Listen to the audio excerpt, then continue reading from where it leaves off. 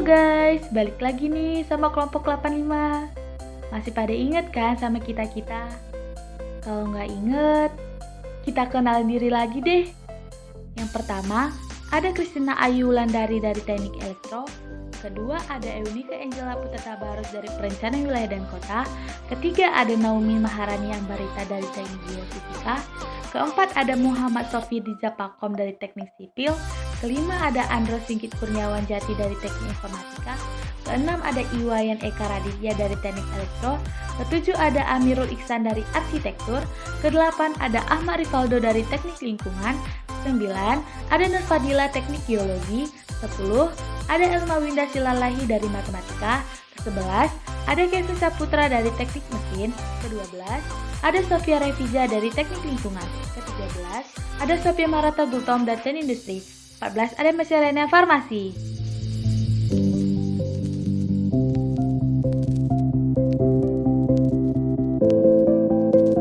Oke, kita lanjut yang ke-15, Jihan Lutfi Korisya dari Prodi Teknik Kimia. Yang ke-16, Sofi Cesa Kaparang dari Prodi Kimia. Yang ke-17, Regita Cahyani Bangun dari Prodi Teknik Biosistem. Yang ke-18, Jeremy Vincent Tanasa dari Prodi Teknik Material. Yang ke-19, Lucky Weldy Oki Pradana dari Prodi Sains Lingkungan Kelautan. Yang ke-20, Devito Arya Wiradilaga dari Prodi Teknik Pertambangan. Yang ke-21, Nada Muftuha Khairunisa dari Prodi Arsitektur Lanskap. Yang ke-22, Rian dari Prodi Desain Komunikasi Visual. Yang ke-23, Laili Nur Khofifa dari Prodi Sains Aktuaria.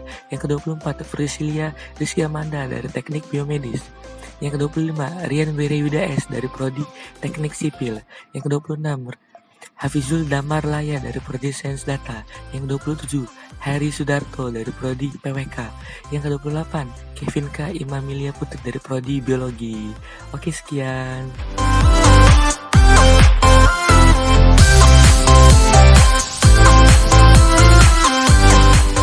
Nah, sekarang di sini kita mau bahas tentang PHBS nih. Udah pada tahu belum PHBS ini apa sih sebenarnya?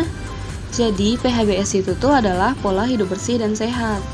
Nah, percaya nggak percaya, tujuan dari PHBS ini tuh ternyata buat ningkatin kualitas kesehatan tubuh kita loh, yang dimulai dari diri sendiri tentunya, terutama dalam melakukan kegiatan sehari-hari.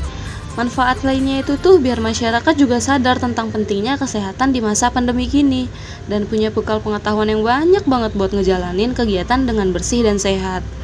Dan juga bisa menjadi contoh bagi masyarakat lainnya. Ingat ya guys, kita nggak boleh lupain hal ini loh, apalagi seperti masa sekarang ini yang lagi hits-hitsnya jeng corona. Jadi kita harus lebih ekstra keras lagi buat jaga kebersihan kita.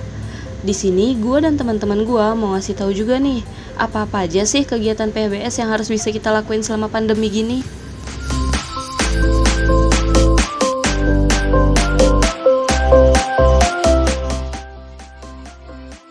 Nah, kalau kalian lagi batuk atau bersin, itu ada etikanya.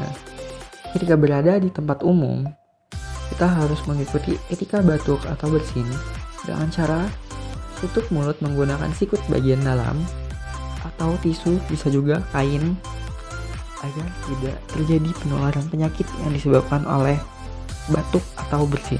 Di dalam PHBS terdapat beberapa macam penjelasan berikut. Yang pertama, PHBS rumah tangga. PHBS rumah tangga ini mencakup lingkungan keluarga yang bertujuan menjaga lingkungan rumah tetap bersih dan sehat agar terhindar dari berbagai macam penyakit. Ada 10 indikator PHBS di tingkatan rumah tangga.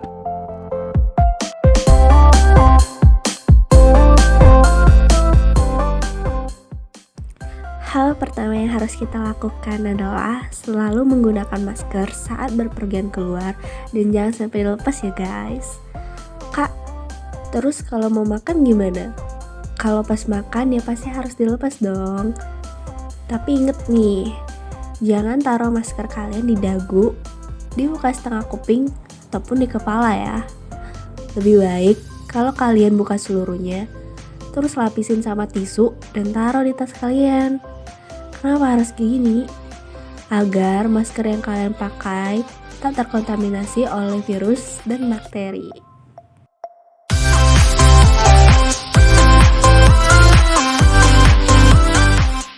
Selain itu, kalian juga harus sering-sering cuci tangan setelah bersentuhan dengan orang lain, memegang barang, ataupun uang. Kalian sudah tahu kan, uang mengandung banyak sekali bakteri. Dan yang ditakutkan, bakteri tersebut adalah virus dari corona. Oh iya, kalian semua udah tahu kan caranya cuci tangan yang baik? Nah, kalian tuh minimal harus cuci tangan 20 detik. Dan jangan lupa pakai sabun. Kalian juga harus ngelakuin 6 langkah cuci tangan biar lebih maksimal lagi hasilnya. Selain itu, kalian semua harus cuci tangan pakai air yang mengalir ya. Persalinan ditolong oleh tenaga kesehatan adalah persalinan yang ditolong oleh tenaga kesehatan seperti bidan, dokter, dan tenaga paramedis lainnya. Setiap persalinan harus ditolong oleh tenaga kesehatan karena pertama, tenaga kesehatan merupakan orang yang sudah ahli dalam membantu persalinan, sehingga keselamatan ibu dan bayi lebih terjamin. 2. Apabila terdapat kelainan, dapat diketahui dan segera ditolong atau dirujuk ke puskesmas atau rumah sakit. 3. Persalinan yang ditolong oleh tenaga kesehatan menggunakan peralatan yang aman, bersih, dan steril, sehingga mencegah terjadinya infeksi dan bahaya kesehatan lainnya. Nah, yang kedua ada pemberian ASI eksklusif. Kesadaran pentingnya ASI bagi bayi berusia 0 sampai 6 bulan juga penting. Gak hanya karena jadi bagian dari indikator PHBS aja loh, tapi ASI juga bisa membantu perkembangan otak dan fisik bayi itu sendiri. Selain itu, ASI juga bisa mencegah bayi dari serangan berbagai macam penyakit.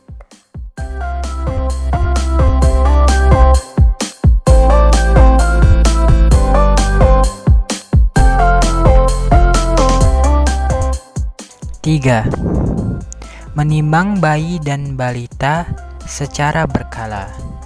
Ini dilakukan buat memudahkan pemantauan pertumbuhan bayi. Biasanya dilakukan di posyandu untuk bayi usia 1 bulan sampai 5 tahun. Nanti di posyandu bakal ada imunisasi secara teratur juga buat mendeteksi adanya kasus gizi buruk pada bayi.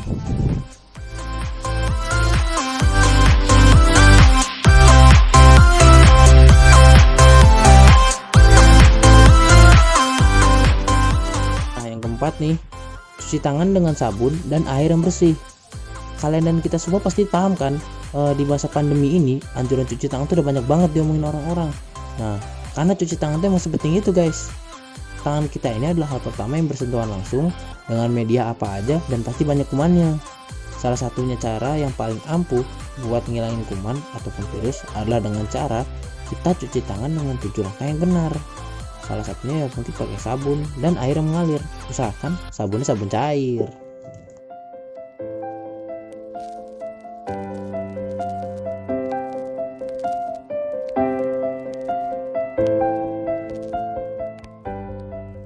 Nah, selanjutnya ada yang kelima nih, yaitu menggunakan air bersih. Air yang kita pakai sehari-hari, kayak buat minum, masak, mandi, dan yang lainnya itu harus dalam keadaan yang bersih. Jadi kita bisa terhindar dari penyakit gara-gara kualitas air yang buruk.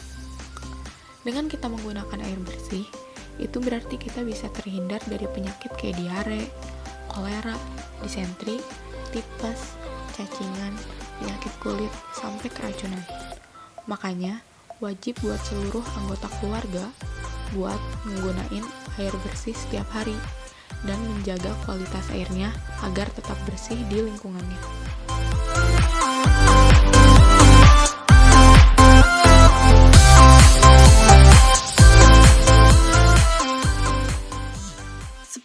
Tidak merokok di dalam rumah. Merokok bisa menyebabkan banyak masalah kesehatan. Bukan cuman buat perokoknya, tapi juga buat orang-orang di sekitar perokok yang menghirup asap rokoknya, atau biasa disebut sebagai perokok pasif. Jadi, jangan merokok di dalam rumah untuk menghindari keluarga dari masalah kesehatan.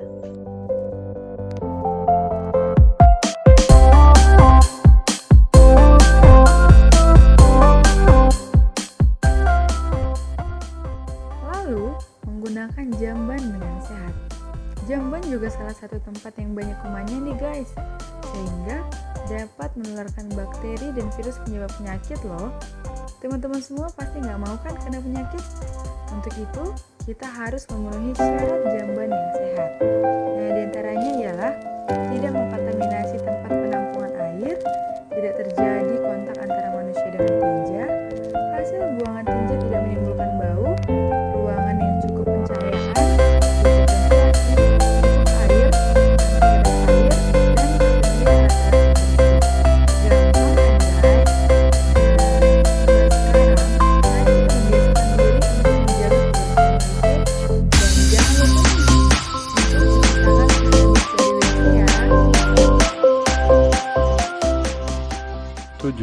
memberantas jentik nyamuk. Jentik nyamuk tumbuh dan berkembang di genangan air. Bahkan, nyamuk dewasa pun melakukan reproduksi di genangan air. Jadi, biasakan tutup ember yang berair supaya nyamuk tidak bisa melakukan hal tersebut di kamar mandi kamu ya. Selain itu, jangan lupa untuk membuang sampah secara berkala. Karena sampah yang bertumpuk-tumpuk juga menjadi salah satu base camp kesukaan nyamuk untuk hangout. Oh iya, dan jangan lupa untuk langsung mencuci pakaian yang telah kalian pakai, karena pakaian tersebut bisa menjadi salah satu tongkrongan favorit nyamuk-nyamuk remaja.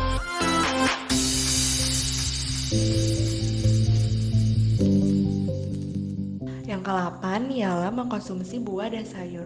Untuk mempunyai tubuh yang sehat dan optimal, tubuh kita tuh perlu mengkonsumsi asupan vitamin dan mineral yang cukup loh. Dan itu tuh bisa kita dapetin di sayur dan juga buah-buahan. Nah, biar kita nggak bosen, sayurnya tuh bisa kita kukus dan buahnya pun bisa kita jus, yang pastinya tetap sehat dan mengenakan. Nggak hanya sayur dan buah aja ya, kita juga harus memenuhi bagian dari 4 sehat 5 sempurna yang lainnya, seperti makanan pokok, lauk pauk, dan yang terakhir adalah susu. Niscaya tubuh kita akan lebih sehat dan kuat.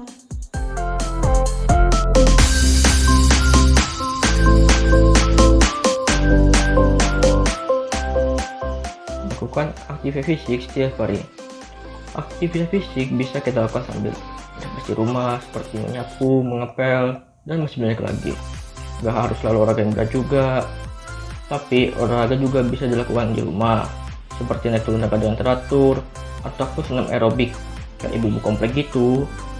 Ya, intinya tetap beraktivitas lah, agar tubuh tetap sehat, kuat, dan tidak mudah terserang penyakit.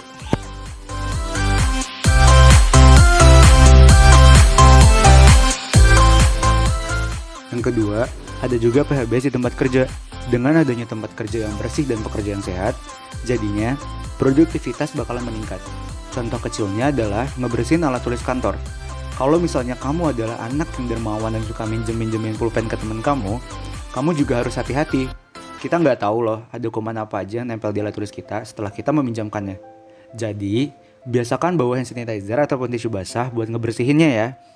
Yang terakhir nih, ada PHBS di masyarakat. Menjaga kebersihan di lingkungan masyarakat juga harus dimulai dari diri kita sendiri. Seperti, biasakan bawa tote bag buat barang belanjaan biar nggak perlu pakai kantong plastik lagi. Karena, kantong plastik yang menumpuk juga bisa menjadi sarang penyakit dan nggak bersih. Selain itu juga, jaga jarak, minimal 1,5 meter kalau kalian lagi di tempat yang agak ramai.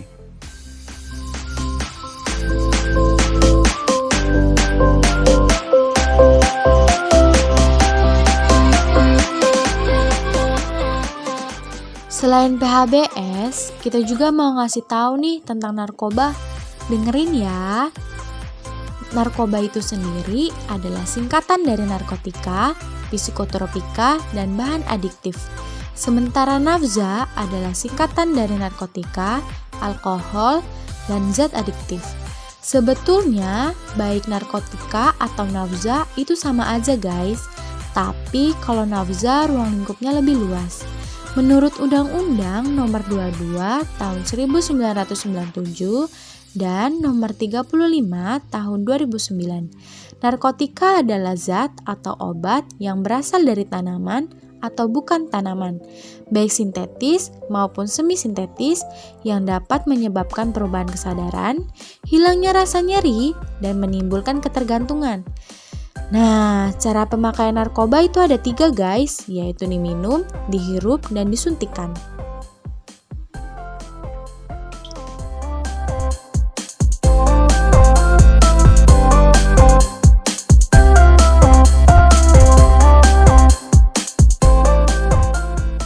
Jenis-jenis narkotika.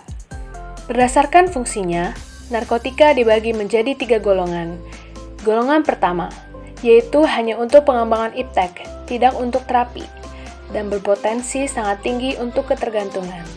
Golongan kedua, untuk obat-obatan, tetapi digunakan sebagai pilihan terakhir dari terapi, dan juga digunakan untuk pengembangan iptek, dan berpotensi tinggi untuk ketergantungan. Dan terakhir yaitu golongan ketiga, banyak digunakan untuk pengobatan, pengembangan iptek, dan berpotensi ringan untuk mengalami ketergantungan.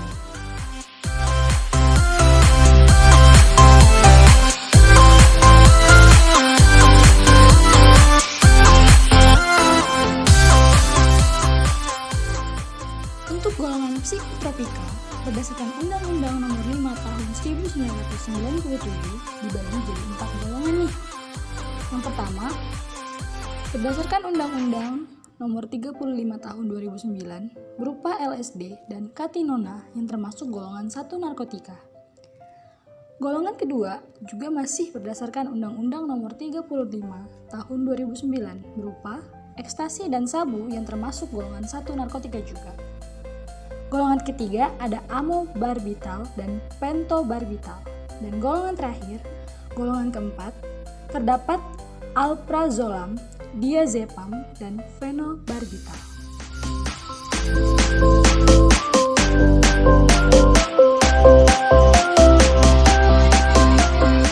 Faktor-faktor penyebab penyalahgunaan narkoba.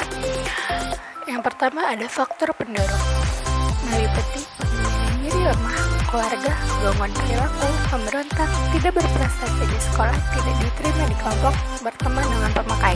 Yang kedua, ada faktor individu. Tiap individu memiliki perbedaan tingkat risiko untuk menyalahgunakan narkoba.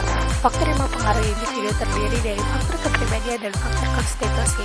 Alasan-alasan yang biasanya berasal dari diri sendiri sebagai penyebab penyalahgunaan narkoba antara lain keingintahuan yang besar untuk mencoba tanpa sadar atau berpikir panjang mengenai akibatnya, keinginan untuk bersenang-senang, keinginan untuk mengikuti tren atau gaya, keinginan untuk diterima oleh lingkungan atau kelompok, lari dari kebosanan, masalah atau kesusahan hidup, pengertian yang salah bahwa pengguna sekali-sekali tidak menimbulkan ketagihan, tidak mampu atau tidak berani menghadapi tekanan dari lingkungan atau kelompok pergaulan untuk menggunakan narkoba, tidak dapat berkata tidak terhadap narkoba. Yang ketiga ada faktor lingkungan.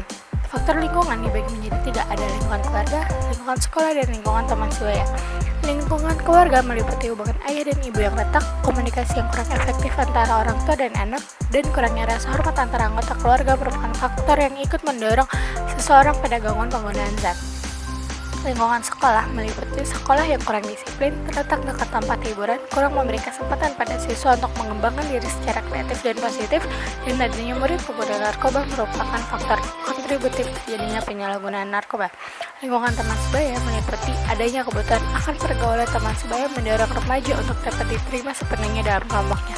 Ada kalanya menggunakan narkoba merupakan suatu hal yang penting bagi remaja agar diterima dalam kelompok dan dianggap sebagai orang dewasa. Upaya pencegahan.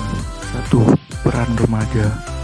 Agar remaja terhindar dari penyalahgunaan narkoba, alangkah baiknya ia mempersibuk aktivitasnya dengan kegiatan-kegiatan positif, seperti ikut kegiatan ekstra, OR, kesenian, keterampilan, dan dia tidak bergaul dengan pecandu narkoba atau bisa menjauhinya.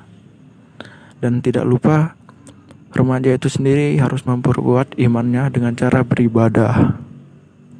2. Peran orang tua dalam pencegahan, yaitu dengan menciptakan suasana rumah yang harmonis, kemudahan berkomunikasi antar keluarga, mendidik yang baik, dan memberi contoh yang baik, dan serta tetap mengawasi anak-anaknya.